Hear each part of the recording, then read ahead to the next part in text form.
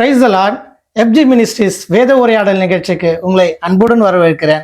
Price Lord pastor. Praise the Lord. எப்படி இருக்கீங்க? நல்லா இருக்கு. நீங்க எப்படி இருக்கீங்க? கர்த்தர் கிருபையில நல்லாவே இருக்கிறோம் பாஸ்டர். இந்த நிகழ்ச்சியோட நோக்கத்தை அநேக ஜனங்கள் புரிந்திருப்பாங்க. தேவனை குறித்து வேதத்தில் இருக்கிற ரகசியங்களை, வேதத்தில் இருக்கிற அதாவது புரிஞ்சிக்க முடியாத சில காரியங்களை நம்ம எடுத்து பேசிட்டு வர்றதை இது வரைக்கும் நம்ம கிட்டத்தட்ட ஒரு 150 எபிசோடு மேலே நம்ம பண்ணியிருப்போம். அநேக பிறகு பிரயோஜனமாக இருக்கிறோம். கர்த்தருடைய நாமம் மாத்திரம் மகிமைப்படுவதாக.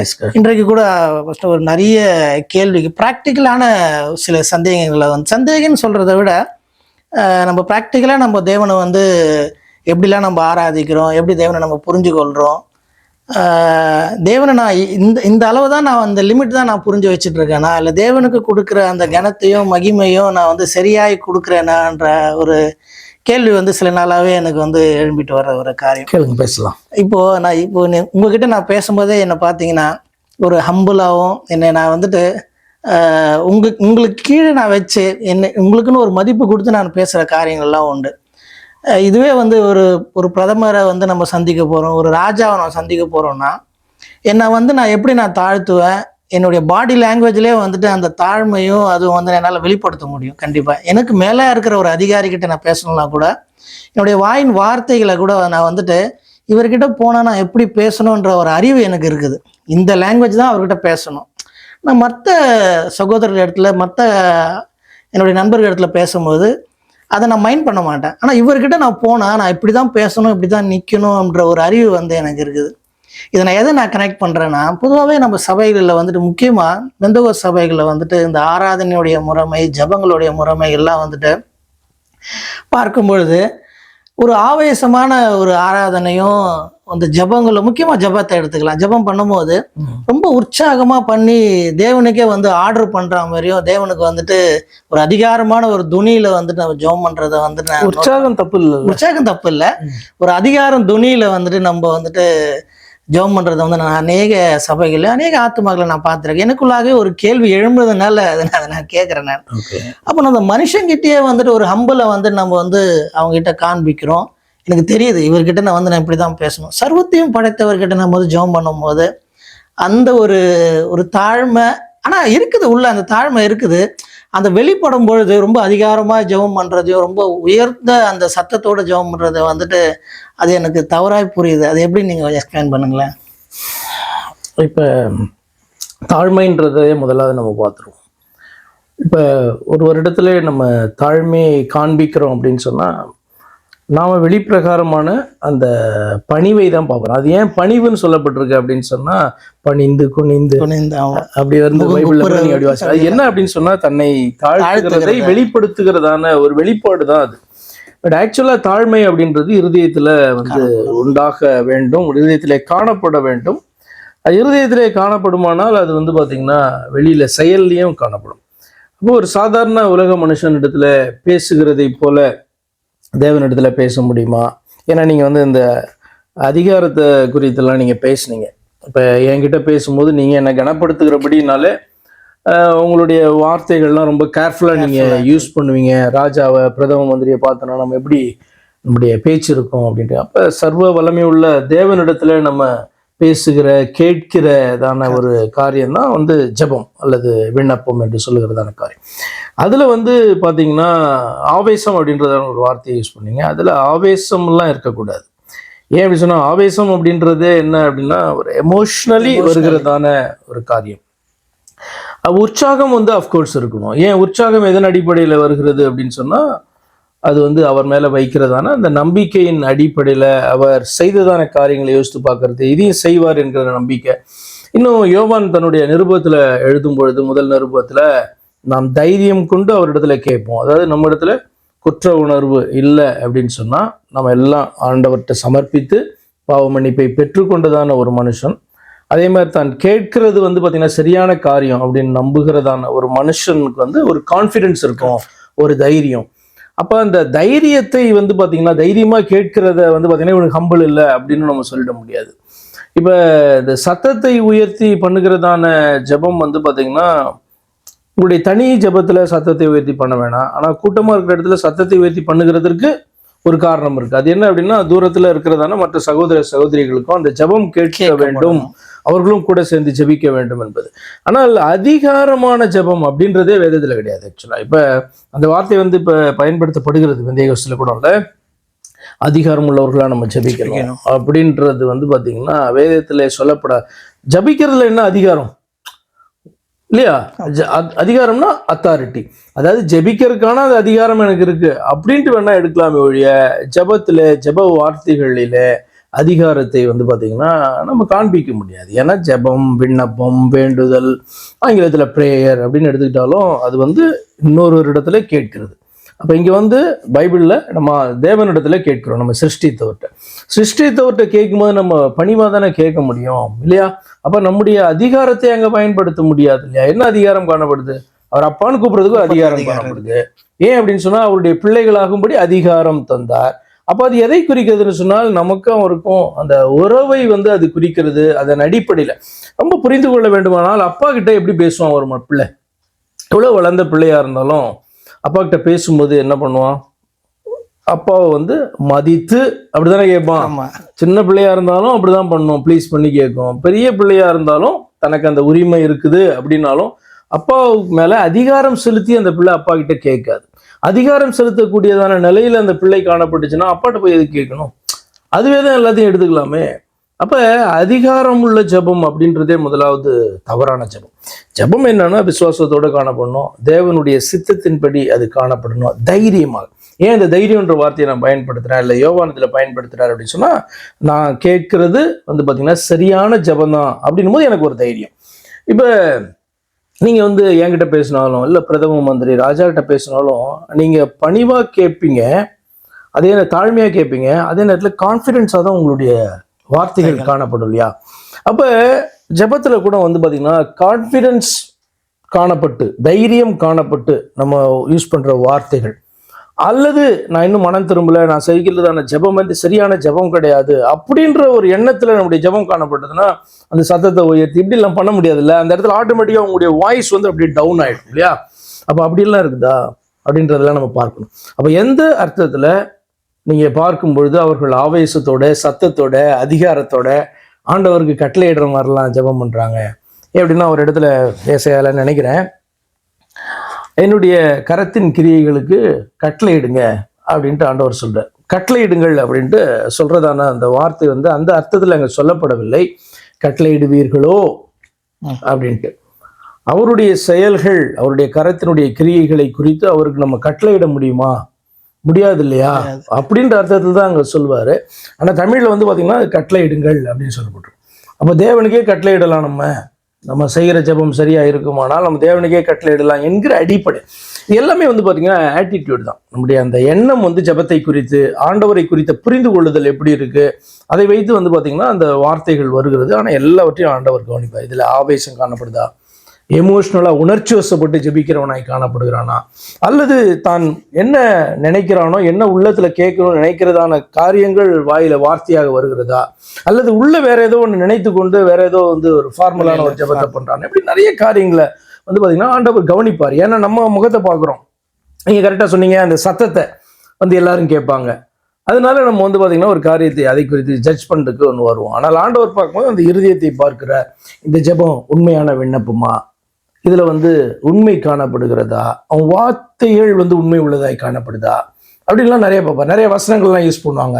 அந்த வசனம் வந்து இந்த ஜெபத்துக்கு வந்து அவசியமான வசனமா, இதோட கனெக்ட் ஆகிற வசனமா, இல்ல சம்பந்தமே இல்லாத வசனமா? சிலர் நிறைய வாக்குத்தத்தங்கள் தெரியும் என்று சொல்லி அந்த வாக்குத்தத்தங்கள்லாம் சொல்லி என்ன பண்ணுவாங்க, வேற ஏதோ காரியத்தை கேட்டுட்டு இருப்பாங்க, சம்பந்தமே இல்லாது. அப்படின்லாம் இருக்கக்கூடாது. அதெல்லாம் என்னவாக ஆண்டவருடைய பார்வையில பார்க்கப்படும்னா அலப்பலான வார்த்தைகளாக, அர்த்தமற்ற வசனிப்புகளாக அவைகள் காணப்படும். ஏன்னா அதிக வசனிப்பினால் தங்களுடைய ஜெபம் கேட்கப்படும் என்று நினைக்கிற நிலைக்கு அவர்கள் தள்ளப்பட்டு இருக்கிறார்கள். அதிக வசனிப்பினால, லாங் பிரேயர்னால, சத்தமான ஆவேசமான பிரேயர்னால, அப்படியே கட்டளையிட்டு ஜெபிக்கிற ஜெபத்தினாலெல்லாம் கேட்கப்படுகிறது இல்லை.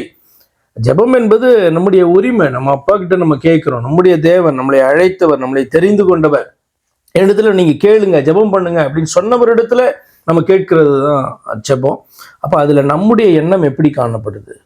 அப்படின்றதை வைத்து நம்முடைய வார்த்தைகளும் நம்முடைய அந்த பணிவும் இதெல்லாம் வந்து காணப்படும். என்ன கேட்டிங்கன்னா ரொம்ப உண்மையுள்ள ஒரு ஜெபமாய் காணப்படும். சிம்பிளாக ஆராதனை குறித்து கூட நீங்கள் ஸ்டார்ட் பண்ணீங்க. ஆராதனையில் குறித்து பார்க்கும்போது தொழுது கொள்ளுதலில் வந்து ஆவியோடும் உண்மையோடும், அதே மாதிரி தான் ஜெபமும் ஆவியோடும் கருத்தோடும் உண்மையோடும் ஜெப வார்த்தைகள் காணப்படணும். சிம்பிள். புரியுது பாஸ்டர். நான் இது வந்து ஜெபிக்கிறவங்களை குறித்து நான் கேட்டேன். நான் இன்னும் கொஞ்சம் அதே பாயிண்ட்லேயே நான் போகிறேன். ஒருத்தர் ஜெபிச்சாங்கன்னா ஆத்துமாக்கள் வந்துட்டு நம்ம பேசணும் இல்லையா, எவ்வளோ நேரம் பேசிட்டு இருந்தோம். இப்போ சத்தமாக ஜெபிச்ச ஜெபங்களில் வந்துட்டு நம்ம பேசிட்டு இருந்தோம். அப்படிப்பட்ட ஜெபத்துக்கு தான் வந்துட்டு அவங்கள வந்துட்டு ஜெபிக்க தூண்டுகிறதாகவும் காணப்படுகிறது. அட்லீஸ்ட் ஒரு ஆமேன்னு சொல்கிறது கூட இப்படிப்பட்ட ஜெபங்களில் வந்துட்டு இந்த ஆவேசமாக சத்தமாக ஜெபிக்கிறாங்க இல்லையா, அந்த ஜெபத்துக்கு வந்து நிறைய ரெஸ்பான்ஸ். ஏன்னா ப்ராக்டிக்கலாக வந்து சபைகளில் நடக்கிற கூட்டத்தில் நடக்கிற ஒரு பொதுவான ஒரு ப்ரேயர் செல்லில் வந்துட்டு நடக்கிற காரியத்தை நான் பேசிகிட்டு இருக்கேன். அப்படி ஜெபிக்கிறவங்களுக்கு தான் வந்துட்டு இருக்கிற ஆத்துமாக்களை வந்துட்டு அவங்களுக்கு ரெஸ்பான்ஸ் பண்ணுறாங்க, அது ஆமேன்னு சொல்கிறாங்க. இதே ஒரு இன்னொரு ஆத்மா வந்துட்டு சாதாரணமாக ஒரு அண்ணாலை போல், நம்ம அண்ணாலை நம்ம ஜெபித்தது வந்து நம்மளுக்கு எல்லாருக்கும் தெரியும், அவங்க வந்து எப்படி ஜெபிச்சாங்கன்னு சொல்லிட்டு. அந்த மாதிரியான ஒரு ஜெபம் ஏறெடுக்கப்படும் போது எல்லா ஆத்மாவும் வந்துட்டு சைலண்ட் மோடில் இருக்கிறத வந்து நான் பார்க்குறேன். இதை வந்து நம்ம எப்படி புரிஞ்சுக்கிறது?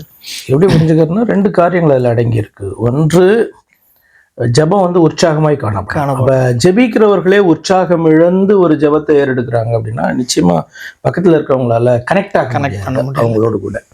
அதே நேரத்தில் இன்னொன்று வந்து பார்த்திங்கன்னா ட்ரெண்ட் அப்படி நம்ம பழக்கவிக்கப்பட்டிருக்கிறோம் என்பது உண்மை. இப்போ ஆராதனைன்னு எடுத்துக்கிட்டிங்கன்னா மியூசிக் அப்படின்ட்டு நம்ம பார்க்கறதான ஒரு காரியமே நம்மளை உணர்ச்சி வசப்பட வைக்கும், எல்லாரையும் தலையாட்ட வைக்கும், கால்களை ஆட்ட வைக்கும். அப்படின்றது வந்து பார்த்தீங்கன்னா மியூசிக்கினுடைய பவர். அது ஆக்சுவலாக அது நீங்கள் சர்ச்சில் போடுற மியூசிக்காக இருந்தாலும் சரி, வெளியில் நிலையிலான மியூசிக்காக இருந்தாலும் சரி, கவிதை பாடல் வரிகளாக இருந்தாலும் சரி. அப்போ அப்படிப்பட்டதான வரிகளும் அந்த மியூசிக்கும் டியூனும் வந்து பார்த்திங்கன்னா சர்ச்சுக்குள்ளரையும் காணப்பட்டுச்சு அப்படின்னா அதே மாதிரி அந்த குட் டியூன்ஸை நான் சொல்கிறேன், பேடுன்ற அந்த அந்த அர்த்தத்தில் சொல்லலை. அப்போ அவர்களை வந்து பார்த்திங்கன்னா அது ஈர்க்கக்கூடியதான வல்லமை உள்ளதாக காணப்படுது. அதே மாதிரி தான் ட்ரெண்ட் அப்படின்ற வார்த்தையை ஏன் யூஸ் பண்ண அப்படின்னா, ஜனங்க வந்து ஜெபம்னா இப்படி தான், இப்படி சவுண்டாக இருக்கணும், இப்படி இதாக இருக்கணும் அப்படின்ட்டு வந்து பார்த்திங்கன்னா ஜனங்கள் வந்து நினைக்கிறபடினாலும், ஜெபத்திற்கு இப்படிப்பட்டதான வார்த்தைகளை தான் பயன்படுத்த வேண்டும் என்று நினைக்கிறபடினாலும் ஜெபத்துக்குன்னே அவங்க ஒரு பேட்டர்னை வந்து ஏற்படுத்திக்கிறாங்க. அப்போ அந்த பேட்டர்ன் வந்து ஜெபத்துக்காக இருந்தாலும் சரி, ஒர்ஷிப்காக இருந்தாலும் சரி, அல்லது மெசேஜுக்காக இருந்தாலும் சரி, ஒரு பேட்டர்ன் அப்படின்ட்டு ஜனங்க நினச்சிட்டாங்க அப்படின்னா என்ன பண்ணுவாங்க, அந்த பேட்டர்னை விட்டு கொஞ்சம் வித்தியாசமாக ஆராதிக்கிறதான காரியம் உண்மையான ஆராதனையாக தான் இருக்கும். வித்தியாசமாக அதே மாதிரி வந்து பார்த்திங்கன்னா வித்தியாசமாக காணப்படுகிறதான பிரசங்கங்கள், அதே மாதிரி தான் ஜெபமும். அப்போ நான் என்ன பார்க்குறேன் அப்படின்னா, ஜெபத்தில் உண்மையும் கருத்தும் உற்சாகமாகவும் தைரியத்தோடையும் நம்ம ஆண்டவர்கிட்ட ஜெபிக்கும் போது மற்றவங்க அவசியம் கனெக்ட் ஆகும். அந்த பேட்டர்ன் விட்டு வெளில வந்தோம். இப்போ இயேசு கிறிஸ்து பண்ணுறதான அந்த பிரசங்கம் வந்து அந்த நாட்களிலே காணப்பட்ட மற்ற பிரசங்கங்களை பார்க்கலாம் ரொம்ப வித்தியாசமாக காணப்பட்டபடினாலே அவர் பேசுகிற தைரியத்தை கண்டு அவர்கள் ஆச்சரியப்பட்டார்கள் அப்படின்ற வார்த்தை அதில் வரும். அப்போ பிரசங்கம் என்பது அதிகாரத்தோடு கூட வெளிப்பட வேண்டும். ஏனென்றால் அது கர்த்தருடைய வார்த்தை, கர்த்தர் தருகிற வார்த்தை, அதை ப்ரொக்ளைம் பண்ணுகிறோம். அதில் வந்து அதிகாரம் வந்து பார்த்திங்கன்னா வெளிப்பட வேண்டும், வேர்ட்ஸ் இல்லையா அது. அப்போ அப்படிப்பட்ட பிரசங்கங்களே அந்த நாட்கள்ல இல்லை. அப்போ வித்தியாசமான ஒரு பிரசங்கமாக என்ன பண்ணுறாங்க, இயேசுவினுடைய அந்த வார்த்தைகளை அவர்கள் பார்க்கிறார்கள். அதற்கு காரணம் என்னன்னா ஒரு பேட்டர்னில் அவங்க செட் ஆகிட்டாங்க. வேதபாரகர் வந்து என்னுடைய பிரசங்கத்தையே அவங்க கேட்டுட்டு இருந்திருப்பாங்க, அவங்க கொடுக்குற ஆலோசனையை கேட்டுக்கொண்டு இருப்பாங்க. இயேசுவானவர் வந்து இப்போ ஆலோசனைகளை கொடுக்கும் பொழுது அல்லது ஒரு செய்தி அவர்களுக்கு சொல்லும்போது அது வேர்ட்ஸும் அந்த ஸ்டைலுமே வித்தியாசமாய் காணப்படுகிறது. அப்போ அதே போல தான் இந்த நாட்களிலே ஆராதனை என்று சொல்லுகிறதற்கு ஒரு பேட்டர்னை வந்து பார்த்தீங்கன்னா ஜனங்க வந்து நிர்ணயித்துட்டாங்க அல்லது அப்படி செட் ஆயிட்டாங்க. அவங்க கிட்ட வந்து போய் பார்த்தீங்கன்னா ஆராதனையில் இந்த தேவையில்லாத ஆர்ப்பாட்டம் என்பது ஆக்சுவலாக அவசியம் கிடையாது. சத்தமாக ஜெபிக்கிறது, சத்தமாக வந்து ஆராதிக்கிறது, சத்தமாக வந்து பாடல்களை பாடுவது, கரங்களை தட்டுவது, இதெல்லாம் வந்து தவறு கிடையாது ஆக்சுவலாக. ஆனால் எல்லாமே உண்மையாக நடக்க வேண்டும். உள்ளத்தின் ஆழத்திலிருந்து அந்த வார்த்தைகள் வருகிறதை போல நம்முடைய கை அசைவுகள், நம்முடைய கரங்களை வந்து ஒலிக்க செய்கிற காரியங்கள் எல்லாமே உண்மையாக காணப்படணும். அது அந்த பாடல்களோடு கூட ஒத்து வர வேண்டும். அப்படி என்று சொன்னால் நாம வந்து பார்த்தீங்கன்னா புது பேட்டர்னை உண்டாக்கல. இப்படிதான் பைபிள் சொல்லுது. ஆவியோடும் உண்மையோடும் அவரை வந்து தொழுது கொள்ள வேண்டும். அதை தான் அவர் வந்து விரும்புகிறார். மற்றவர்களைப் போல இப்படிதான் தொழுது கொள்ளணும் அப்படின்ட்டு வந்து பாத்தீங்கன்னா அங்க அந்த சர்ச்சில் வளர்ற சின்ன பிள்ளைங்களாம் அப்படிதான் நினைப்பாங்க.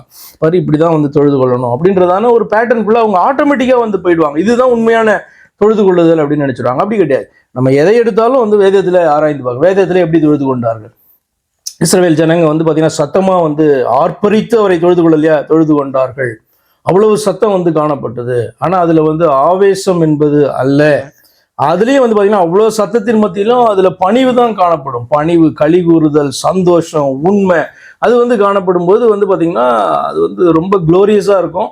அதை நம்ம வந்து பாத்தீங்கன்னா குறை சொல்றதுக்கு ஒண்ணுமே இல்லை. அதே போல இந்த நாள்ல பெந்தேகோஸ்தே சபையா இருந்தாலும் மற்ற எந்த சபைகளா இருந்தாலும் அவங்களுக்கு காணப்படுகிற அந்த பேட்டர்ன்ல இருந்து, அல்லது அவங்க செட் பண்ணிக்கிட்டு தான் அந்த பேட்டர்ன்ல இருந்து, அல்லது அந்த கட்டுல இருந்து அவர்கள் உடைத்து வெளியில வந்து உண்மையா ஆண்டவரை துதிக்கிறது, ஆராதிக்கிறது, ஸ்தோத்தரிக்கிறது அப்படின்னு சொன்னா அது என்ன என்பதை ஆராய்ந்து பார்த்து தான் அப்படி செய்கிறேனா என்று ஆராய்ந்து பார்க்க வேண்டும். பார்த்தாங்கன்னா அந்த சபையெல்லாம் கரெக்ட் பண்ணிக்குவாங்க. அவ்வளவுதான். இல்லைண்ணா, இப்போ அந்த ஆத்துமான்னு சொல்லிட்டு ஆரம்பிச்சதுனால இப்படிப்பட்ட ஜபங்களை ஏறெடுக்கும் பொழுது அந்த ஆத்துமாக்கள் ஒரு உணர்ச்சி வருது. அந்த அவங்க வந்து அதான் சொல்றேனே, உணர்ச்சி வந்து ஆட்டோமேட்டிக். ஏன்னா ஒருத்தருடைய உணர்ச்சியை வந்து நீங்க ஈஸியா வந்து தூண்ட முடியும். என்னன்னா இப்ப நீங்க இந்த உலகத்துல பார்த்திருப்பீங்களா, குட் ஆரேட்டர் அப்படின்னு சொல்லும்போது நன்றாக பேசுகிற திறமை உள்ளவர்கள். சில சப்ஜெக்ட்லாம் இந்த அரசியல்வாதி எப்படி பேசுவார்னு நீங்க நினைப்பீங்க. ஆனா ரொம்ப அழகா வந்து பாத்தீங்கன்னா அந்த காரியத்தை அவர் வந்து பேசுவாரு. நீங்க அப்படியே உட்கார்ந்து கேட்டுட்டு இருக்கலாம். கட்சி தாவுவாரு. இவர் வந்து எப்படி போயிட்டு இதை டிஃபெண்ட் பண்ணி பேசுவார் அப்படின்னு சொன்னா, அந்த கட்சியினுடைய கொள்கையை எதிர்த்து கொண்டிருந்த அவர் அந்த கட்சிக்குள்ள இப்ப புதுசா போன பிறகு ரொம்ப அழகா பாத்தீங்கன்னா அதை பேசுவாரு. நீங்க அதையும் ரசித்து கேட்க முடியும். அதாவது அந்த ரசித்துன்ற வார்த்தையை நான் உங்களுக்கு திரும்பவும் சொல்றேன். ரசித்து நீங்கள் கேட்க முடியும். என்ன அப்படின்னா இது அவருடைய திறமை, பேசுகிறதான திறமை, ஈர்க்கக்கூடியதான திறமை. இப்ப ஸ்டார்ஸ்ன்னு ஏன் வந்து இப்ப சினிமா நட்சத்திரங்களை ஏன் ஸ்டார்ஸ் அப்படின்னு சொல்றாங்க அப்படின்னா, ஈஸியாக ஈர்க்கக்கூடியது. ஆனா கைக்கே எட்டாது, அது எங்கேயோ தூரத்துல இருக்கும் அது. ஆனா ஈஸியாக ஈர்க்கக்கூடியது. அதெல்லாம் வந்து பாத்தீங்கன்னா ஸ்போர்ட்ஸா இருந்தாலும் சரி, சினிமாவில இருந்தாலும் சரி, அவர்களெல்லாம் ஸ்டார்ஸ் அப்படின்னு சொல்லுவாங்க. செலிபிரிட்டிஸ், ஸ்டார்ஸ் அவங்க. அப்ப இது வந்து ரொம்ப ஈஸியான ட்ரெண்ட். ஒரு மனுஷனை உணர்ச்சி வசப்பட வைக்கணும்னா அவன் யாரை ரசித்து கொண்டிருக்கானோ அவன் ஒரு வார்த்தையை பேசினாலே போதும். பாஸ்டர்ஸ் கூட இந்த காரியங்களை இப்ப செய்யறாங்க. என்னன்னா, தான் கேட்கிறதான ஜனங்களுடைய செவிக்கு அல்லது அவர்களுடைய வாழ்க்கைக்கு அன்றைக்கு என்ற தேவையோ அதை குறித்து அவர்கள் பேசினார்கள் என்று சொன்னால், பிரசங்கத்துல கொண்டு வந்தாங்க அப்படி சொன்னா அது ரொம்ப ஈர்ப்பாய் காணப்படும். யாருன்னா கேட்கிறதான. இதை குறித்து வேதம் என்ன மாதிரி எச்சரிக்கிறதுனா, அவர்கள் தங்களுடைய செவிக்கு ஏற்ற அவர்கள் போதகர்களை தெரிந்து கொண்டார்கள். செவி தின உள்ளவர்களாய் அப்படி தெரிந்து கொண்டாங்க. அப்ப அவங்களுக்கு சில குறிப்பிட்டதான செய்தி தான் அவங்க காதுல விழணும். அதை தான் அவர்கள் ரசிப்பார்கள். ஆனா வேதத்துல வந்து செய்தி என்பது அப்படி அல்ல. தேவன் நமக்கு என்ன கொடுக்க விரும்புகிறாரோ அதை கொடுப்பார். யாரை கொண்டு வேணாலும் கொடுப்பார். அது ரொம்ப இன்ட்ரெஸ்டிங்கா அல்லது அட்ராக்டிவா ஸ்பெசிஃபிக்கா அது இருக்க போறது கிடையாது. ஏன்னா அந்த செய்தி நான் என்னை திருத்திக் கொள்வதற்கு, எனக்கு எச்சரிப்பாக, அப்படிதான் அந்த காரியங்கள். கர்த்தர் வந்து பாத்தீங்க அப்படின்னு சொன்னா அப்ரிஷியேட் பண்ணுகிறதான காரியம் ரொம்ப கொஞ்சம் தான் இருக்கும். நீங்க அதை வெளிப்படுத்தின விஷயத்துல சபைக்கிட்ட அவர் பேசும்போது நீங்க பார்ப்பீங்க, கர்த்தர் வந்து சபையை அப்ரிஷியேட் பண்ணாமலாம் இல்லை. அவர்களிடத்துல நற்கிரியைகள் காணப்பட்டால் அதை குறிப்பிட்டு அவர்களை என்ன பண்ணுவார், பாராட்டுகிறத நீங்க பார்ப்பீங்க. அவர்களிடத்துல இருக்கிறதான அந்த குறைகளை சுட்டி காண்பித்து இதை உன்னிடத்துல காண்கிறேன், காது இருந்தா நீ கேளு அப்படி சொல்றாரு. அப்ப காது இருந்தா கேளுன்னு அர்த்தம் அவனுக்கு அதை கேட்கறதுக்கு இஷ்டம் கிடையாது. அவனை வந்து பாத்தீங்கன்னா நீ நன்றாக நீ வந்து பாத்தீங்கன்னா இந்த காரியத்தை செய்கிறாய், சாட்சியாய் இருக்கிறாய் அப்படின்னு சபைகிட்ட சொன்னா இன்ட்ரெஸ்டிங்கா இருக்கும், சபைக்கு கேட்கக்கூடியதா இருக்கும். அதே நேரத்துல இதுல வந்து நீ தவறுகிறாய், சாட்சி இல்லாம இருக்கு உன்னுடைய வாழ்க்கை, சகிக்க கூடாத காரியத்தை நீ சகித்து கொண்டு இருக்கிறாய் மனுஷர்களுக்காக அப்படின்ட்டு அவர்களை குறித்து பேசும்போது அது கேட்கறது கஷ்டமா இருக்கும். அப்ப பைபிள் அப்படிதான். எதுக்குன்னா நம்மளை கரெக்ட் பண்ணுகிறது தானே கர்த்தருடைய வார்த்தைகள். எப்பயுமே வந்து பாத்தீங்க அப்படின்னு சொன்னா நம்மளை வந்து அப்ரிஷியேட் பண்ணிட்டே இருக்கிறதுக்கு கர்த்தருடைய வார்த்தைகள் கிடையாது. அது நம்ம பக்கத்துல இருக்க ஃப்ரெண்ட்ஸ் மற்றவர்கள் வந்து சோப்பு போடுகிறதான காரியம். அப்ப இதுதான் ட்ரெண்டு. அல்லது சொன்னதை போல உணர்ச்சி வசப்பட ஒரு மனுஷனை வைக்க முடியும். கொஞ்ச நேரம் உட்கார்ந்து ஏன் வந்து இந்த சைக்காலஜிக்கல் டாக்டர்ஸ் வந்து மனோ தத்துவ நிபுணர்கள் பேசினா அவங்க வந்து பாத்தீங்கன்னா மற்றவர்களுடைய மனதை எப்படி மாற்றக்கூடியவர்களா இருக்கிறாங்க, என்ன பேசணும், அவங்களுடைய மனதை எது தொடும் அப்படின்றதை அறிந்து அந்த வார்த்தைகளை அவங்க வந்து பயன்படுத்துறாங்க. இதற்கு அவர்கள் வந்து கற்பிக்கப்பட்டிருக்கிறாங்க, கற்று தேறினவர்களா இருக்கிறாங்க. அப்போ அதை போல பாஸ்டர்ஸ்க்கு இந்த ஜனங்களுடைய தேவை என்ன, எப்படி ஆறுதலான வார்த்தைகளை பேசினாதான் இவங்க நிற்பாங்க அப்படின்ட்டு தொடர்ந்து அதையே பேசிட்டு இருக்கிறாங்க. கர்த்தரே சொல்லாத காரியங்களை தீர்க்க தரிசனங்களாக அறிவித்து கொண்டு போதனைகளாக கொண்டு வந்து அவர்கள் வைக்கிறதற்கு காரணம் என்னன்னா, அந்த ஜனங்களை இழந்து விடக்கூடாது, அவர்களை இன்னும் அதிகமாக ஈர்க்க வேண்டும் அப்படின்ட்டு அவர்கள் என்ன பண்றாங்க, செய்யறாங்க. அப்போ ஒரு மனுஷனை உணர்ச்சி வசப்பட வைக்கணும்னா கொஞ்சம் டேலண்ட் இருந்தா பண்ண வைக்கலாம். ஆமா, யார் வேணா பண்ண வைக்கலாம் இல்லையா ஆக்சுவலா. அப்போ இப்போ நீங்க பார்த்துருக்கீங்களா, ஒரு ஒரு கதையை கதைன்னு நீங்க சொன்னா கூட, ஒரு சோகமான கதையை சொன்னா அவங்களுடைய கேட்கிறவர்களுடைய அந்த அந்த மனமெல்லாம் அப்படியே இழகி போய் சிலர்லாம் வந்து கொஞ்சம் கண்ணீர் கூட வடிக்க ஆரம்பிச்சிடும். அவங்களுக்கு நல்லா தெரியும் இது கதை தான் அப்படின்ட்டு. இருந்தாலும் கூட ஏன் அந்த நிலைக்கு போறாங்க, அவங்க காதில் அதை கேட்டுக்கொண்டே இருக்கிறதான காரியத்தை கொஞ்ச நேரத்தில் அவங்க வந்து பாத்தீங்கன்னா அது கதை என்பதே மறந்து பாத்தீங்கன்னா அவர்களுடைய அந்த ஃபீலிங்ஸ் அது வந்து டச் பண்ணுது, எமோஷனலா அவர்களை தூண்டுகிறது. அப்ப அப்படி தூண்டும் போது இன்னொரு வேர்ட்ல இது பிரெயின் வாஷ் கூட சொல்லலாம்.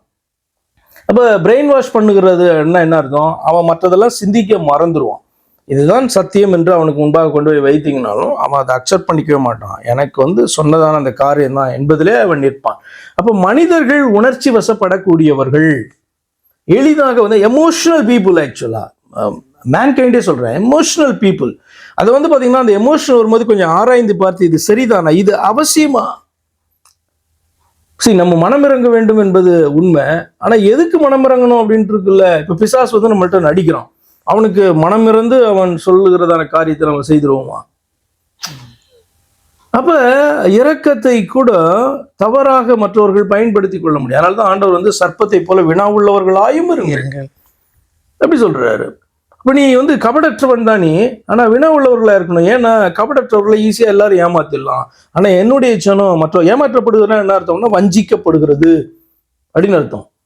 நீ பரலோகத்தின் பிள்ளை, நீ வந்து பாத்தீங்கன்னா கபடற்ற ஒரு மனுஷனை போல, புறாவை போல காணப்படுவ. இந்த குணம் உனக்கு காணப்படும் புதிதாய் பிறந்த போது. ஆனால் அதே நேரத்துல உனக்கு வந்து பாத்தீங்கன்னா ஒரு வினாவை உள்ளவனாக, ஜாக்கிரதை உணவுன்னு அர்த்தம், ஜாக்கிரதை உணர்வு உள்ளவனாக நீ ஆராய்ந்து பார்க்கல அப்படின்னு சொன்னா உன்னை உணர்ச்சி வசப்பட வைத்து உன்னை ஈஸியா திருப்பிட முடியும். இப்ப ஏவாளை வந்து பாத்தீங்கன்னா பிசாசு உணர்ச்சி வசப்பட வைத்தான். அர்த்தம் என்னன்னா, கர்த்தருடைய வார்த்தைகளை வந்து பாத்தீங்கன்னா ஸ்டார்ட் பண்ணி அதை கொஞ்சம் திரித்து இதெல்லாம் சாப்பிடக்கூடாதா, இப்ப நடுவில் இருக்கிறதான கர்த்தர் ஃபர்பீட் பண்ண அந்த மரத்தின் கனியை நீ புசிக்கலாம், புசித்தால் நீ தேவர்களை போல ஆயிடும். உணர்ச்சி வசப்பட்டுட்டா.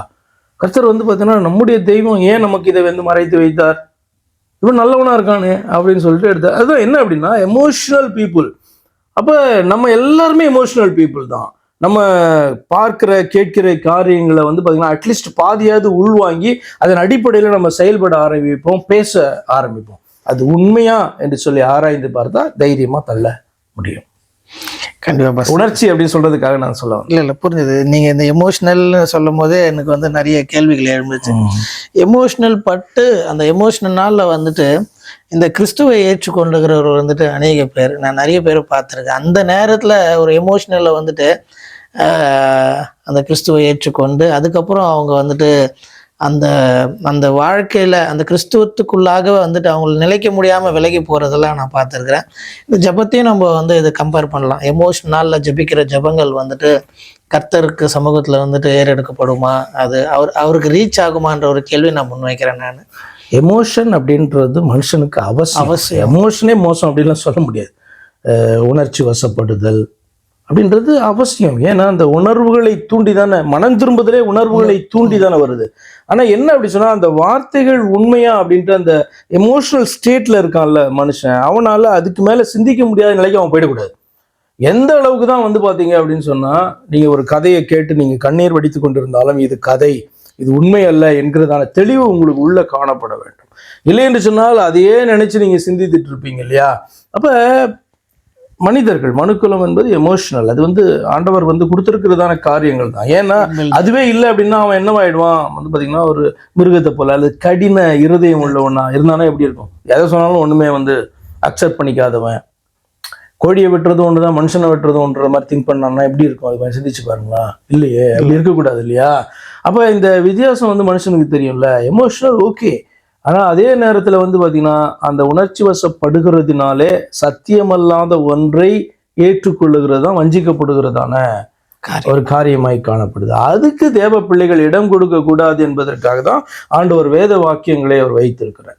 இன்னும் இன்ட்ரெஸ்டிங்கா ஒரு காரியத்தை நீங்க பார்க்கணும்னா, பைபிள்ல காணப்படுகிற இந்த பிரசங்கள்லாம் பார்க்குறீங்களா, பழைய ஏற்பாட்டில இருந்து பழைய ஏற்பாட்டுல பிரசங்கம்னா தீர்க்கதரிசி போய் என்ன பண்ணுவோம், பேச ஆரம்பிப்போம். கர்த்தர் இதெல்லாம் சொன்னார் அப்படின்ட்டு என்ன பண்ணுவோம், பேசுவோம். அது ராஜாக்களுக்கோ அல்லது வேறு தலைவர்களுக்கோ அல்லது அந்த தேசத்துக்கான பிரசங்கமாய் காணப்படும் அந்த தீர்க்க தரிசன வார்த்தைகள் என்பது. அதுக்கப்புறம் வந்து பாத்தீங்க அப்படின்னு சொன்னா புதிய ஏற்பாட்டுக்குள்ள வரும்போது நீங்க நிறைய பிரசங்கங்களை பார்க்கலாம். யோவான் ஸ்நானகள்ல இருந்து இயேசு கிறிஸ்து, அதுக்கப்புறம் அப்போஸ்தலர்கள், நிறைய பிரசங்கம். யாராவது மனுஷர்களுடைய உணர்ச்சியை தூண்டுகிற ஆன பிரசங்கங்களை, உணர்வு தூண்டுகிற பிரசங்கம், அதாவது அண்டர்ஸ்டாண்ட் பண்ணிக்கிறதுக்கான பிரசங்கம் இருக்கும். ஆனா உணர்ச்சி வசப்பட்டு அழ வைத்து ஜனங்களை ஏற்றுக்கொள்ள வைக்கிறதான பிரசங்கங்களை நீங்கள் வேதத்துல பார்க்கவே முடியாது, அர்த்தமே கிடையாது. என்ன அப்படின்னா மனதை குத்துகிற, தொடுகிற, இதுதான் சத்தியம், ஏற்றுக்கொள்ள, இல்லை அப்படின்னா நிராகரி அப்படின்றதான காரியத்தை குறிக்கிறது தான் பிரசங்கமாய் காணப்படும். நினிவேக்கு போய் அவன் என்ன பிரசங்கம் பண்ணான்? அவர்களை உணர்ச்சி எப்படியாவது நீங்க வந்து தட்டி கொடுத்து நீங்க தெரிஞ்சுறீங்க அப்படின்னு சொன்னானா? இல்ல ஒண்ணுமே சொல்லாம போனானா? சொல்லாம போய் ஓடினான் அவன். ஆனால் கர்த்தர் அங்க போயிட்டு நான் சொன்னதை அறிவி, என்ன சொன்னாரு? 40 நாள்ல நினிவே அழிக்கப்படும் என்கிறது செய்தி. அந்த செய்தியை போய் அவன் சொல்லணும். அப்ப அவர்கள் புரிந்து கொண்டு மனம் திரும்பலன்னா 40 நாள் அழிச்சிருவாரு. நான் மனம் திரும்பி வர்றேன் அப்படின்னு சொல்லி என்ன பண்ணாங்க, அவர்கள் கர்த்தருடைய சமூகத்திலே தங்களை தாழ்த்தி அவர்கள் மனம் திரும்பினபடினாலே 40 நாள்ல நினிவே அழிக்கப்படாதபடிக்கு தேவனுடைய கண்கள்ல இரக்கம் கிடைத்தது. அப்ப அந்த பிரசங்கம் மனசை குத்துறதா, இல்ல அவர்கள் ஆராய்ந்து பார்க்கறதுக்கான பிரசங்கமா, அல்லது உணர்ச்சி வசப்பட்டு அவனை எப்படி நீ சொல்லலாம் அப்படின்னு அடிச்சு விரட்டுகிறதா? உணர்ச்சி வசப்பட்டா என்ன பண்ணுவாங்க? வேற தேசத்துல இருந்து இங்க வந்து இந்த நினிவே அழிக்கப்படும் ஒருத்தன் சொல்றான், என்ன பண்ணுவாங்க ஜனங்க? சிந்திச்சு பாருங்க. கோபம் தான் வரும். கோபம் வருகிறது ஒரு காரியம். அடுத்தது அவர்கள் அவனை பிடித்து கட்டி வைத்து 40 நாள் வரைக்கும் வெயிட் பண்ணலாம். 40 நாளுக்குள்ள அழியல அப்படின்னு சொன்னா, அழிஞ்சா எல்லாம் சேர்ந்து அழிஞ்சிருவோம்.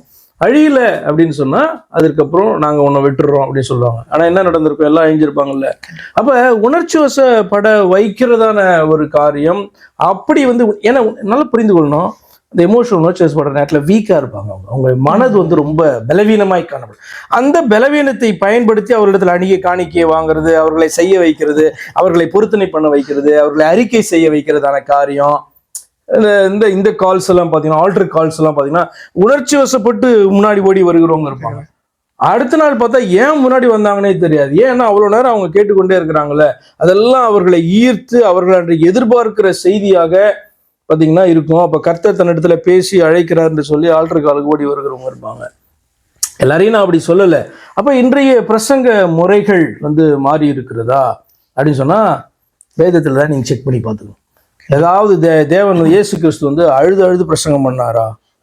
அப்படியே அவருடைய தொண்டையெல்லாம் அப்படியே கனத்து போய் வந்து பார்த்தீங்கன்னா அவர் பிரசங்கம் பண்ணாரா அப்படின்னு நீங்கள் பார்த்தீங்க அப்படின்னு சொன்னால் இருக்காது. இயேசு கிறிஸ்துவோடைய மனதுருக்கத்தை காண்பிக்கிற இடமெல்லாம் எப்படி தெரியுமா இருக்கும்? அவர்களுக்கு இறங்க வேண்டியதான இடத்துல. இப்போ நாயின் ஒரு விதவையினுடைய மகன் மரித்திருக்கிறான், கண்ணீர் விடுறாரு. அப்போ லாசரு மரித்திருக்கிறான், அவர் துக்கத்தை வந்து காண்பிக்கிறாரு, அல்லது அவரை அறியாமையே வந்து பார்த்தீங்கன்னா கண்ணீரும் துக்கத்தையும் மற்றவர்கள் பார்க்கிறார்கள். எவ்வளவாய் அவனை நேசித்தார் நினைக்கிறாங்க. அப்ப இதுதான் மனதுருக்கம். பிரசங்கத்துல மனதுருக்கம் கிடையாது. பிரசங்கம் என்ன அப்படின்னு சொன்னா, நீ ஏற்றுக்கொண்டா நீ பிழைக்க முடியும், இல்லைன்னா நீ வந்து அழிவ அப்படின்ட்டு கர்த்தருடைய செய்தி அது. அப்ப அந்த பிரசங்கம் இன்னைக்கு காணப்படுதா?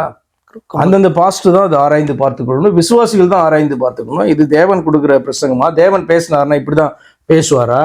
ஜனங்களுடைய உணர்ச்சிகளை தூண்டி அவருடைய அந்த பலவீன நேரத்திலே அவர் ஏற்றுக்கொள்ள வைப்பாரா? அல்லது சொல்லுகிற செய்திகள் உள்ளே போய் அவர்களை மனம் திரும்ப வைக்கிறதுக்கு ஏதுவாக வைக்கிற அதாவது கடிந்து கொள்ளுகிற காரியமா இருக்குமா அப்படின்னு சொன்னா அப்படிதான் வேதத்துல காணப்படுது.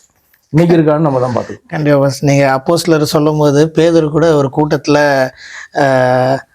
அவனுடைய உருமாலை வந்துட்டு தொடரத்துக்கு அவங்க வந்துட்டு கீழே விழுந்தவொடனே தொட்டவுடனே அது வந்துட்டு இதுவானதை அப்போ சொல்றேன், நானும் பாடுள்ள மனுஷன்தான் என்ற ஒரு அந்த வார்த்தையெல்லாம் யூஸ் பண்ணுவாங்க. ஏன்னா அவங்களுடைய பார்வையில வந்துட்டு அவனை தேவனை போல பாக்குறாங்க. இல்ல அப்படிலாம் கரெக்ட் தான். இது நீங்க சொன்னது ஹைலி எமோஷனல்.